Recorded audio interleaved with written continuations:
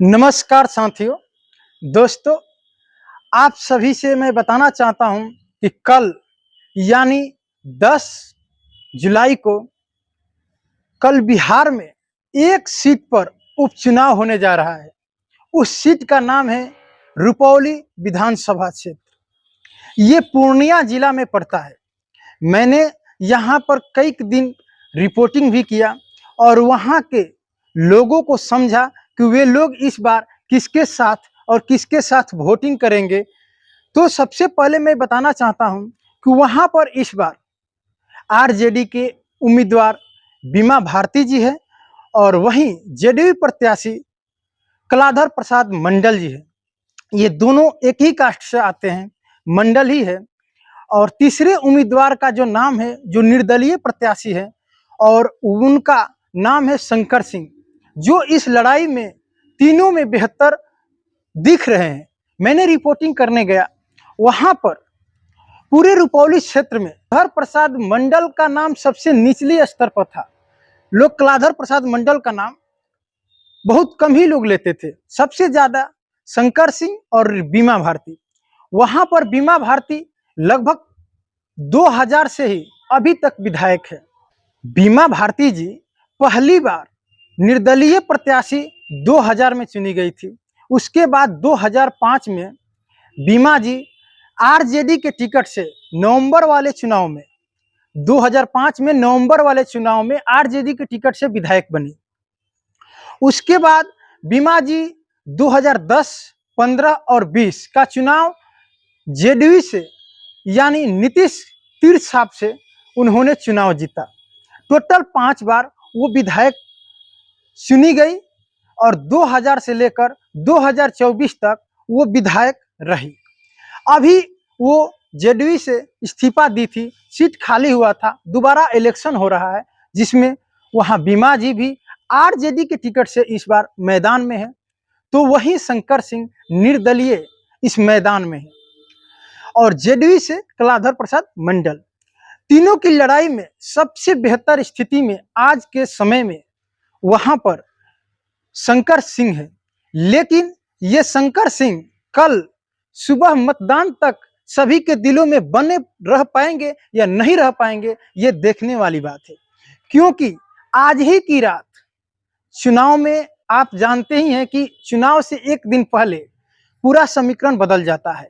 तो ठीक आज रात में अगर एनडीए प्रत्याशी कलाधर प्रसाद मंडल को वोटिंग जो है वो ज्यादा अगर इनके पक्ष में आता है तो शंकर सिंह का ही मतदान खिसकेगा और शंकर सिंह का वोट प्रतिशत अगर घटेगा तो बीमा भारती ये चुनाव निकाल ले जाएगी।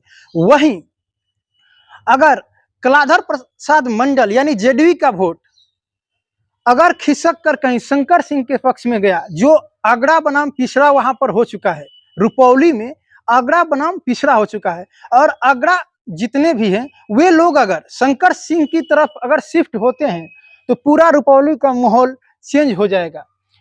तो ये देखने वाली बात है कि इस बार वहां की स्थिति क्या रहेगी।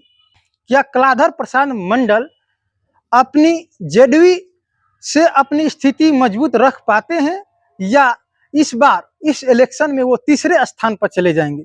लेकिन लड़ाई शंकर सिंह और बीमा भारती के बीच ही है, जिसमें बीमा भारती की स्थिति इसलिए मजबूत है क्योंकि ये आरजेडी से टिकट पाई है और आरजेडी के वजह से वहां पर जितने भी मुस्लिम समुदाय है, यादव समुदाय है, वो बीमा भारती के पक्ष में ही है। अगर इस इलेक्शन में आगरा बनाम पिछड़े होता है और पिछड़ा का वोट नहीं बटता है, कलाधर प्रसाद मंडल की तरफ मंडल वोट जो है वो अगर नहीं जाता है तो बीमा भारती ये चुनाव निकाल ले जाएगी। अगर वहीं ये मंडल जो है, मंडल का वोट प्रतिशत वहां ज्यादा है, सबसे ज्यादा रुपौली क्षेत्र में मंडल समुदाय जो है वहीं सबसे ज्यादा है। अगर इनका वोट 2 हिस्सों में बंटता है, बीमा भारती और कलाधर प्रसाद मंडल को, तो शंकर सिंह इस चुनाव को आराम से निकाल ले जाएंगे। और मैंने घूमा तो पाया कि अधिकांश लोग शंकर सिंह का नाम लिए, चाहे रुपौली हो, भिरौली हो, भवानीपुर हो या अगल बगल की और कोई गांव हो, सारे लोग, ज्यादातर लोग नाम लिए शंकर सिंह का। उसके बाद जो लोग नाम ले रहे थे वो ले रहे थे बीमा भारती का। तो ये देखने वाली बात होगी कि कल तक शंकर सिंह का चेहरा क्या रहेगा, और शंकर सिंह अगर आज रात तक अपने मतदाताओं को अपने पक्ष में रख पाते हैं तो उनकी जीत सुनिश्चित होगी। लेकिन आज की ही रात आप लोग जानते हैं कि चुनाव के एक दिन पहले ही सारा समीकरण बदल जाता है।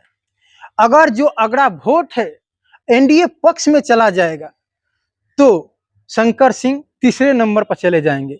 अगर वही वोट इन्हीं के पक्ष में रह जाता है तो शंकर सिंह इस बार चुनाव निकाल ले जाएंगे। और बीमा भारती फिर भी स्थिति इनकी मजबूत है, आरजेडी से है, और देखने वाली बात है कि छठी बार इस बार विधायक बन पाती है या इस बार उनको हार का सामना करना पड़े।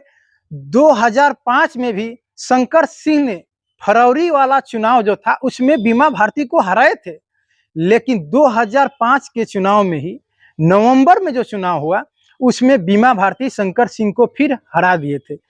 यानी शंकर सिंह विधानसभा में कार्यरत नहीं रह पाए क्योंकि उस समय राष्ट्रपति शासन लागू था बिहार में। जीते तो 2005 में फरवरी का चुनाव उन्होंने जीता, लेकिन वो विधायक रह नहीं पाए क्योंकि उसी समय राष्ट्रपति शासन लागू हो गया, सरकार बनी ही नहीं। और उसके बाद से शंकर सिंह कई बार तक चुनाव लड़ा और तीसरे स्थान ही पाया। कभी अच्छे स्थिति में आते तो थे लेकिन जीत नहीं पाते थे। देखने वाली बात है कि इस बार शंकर सिंह इस चुनाव को निकाल पाते हैं या इस बार भी बीमा भारती से हार का स्वाद ही चखेंगे। अब तो ये कल मतदान के बाद पता चल ही जाएगा। तो चलिए हम यहीं पर रोकते हैं और अगली अपडेट कल चुनाव समाप्त होते होते आपको अगली अपडेट जरूर देंगे कि इस चुनाव में कौन बाजी मार गया। ये तो अब 12 घंटा का ही टाइम है, उसके बाद से चुनाव प्रक्रिया कल सुबह 8 बजे से चलने लगेगी और शाम होते होते 5 बजे तक चुनाव प्रक्रिया रुक जाएगी, जिसके बाद 2 दिन बाद रिजल्ट भी आ जाएगा। यानी कल तक लगभग पता भी चल जाएगा कौन जीत रहा है। चलिए रखते हैं, नमस्कार।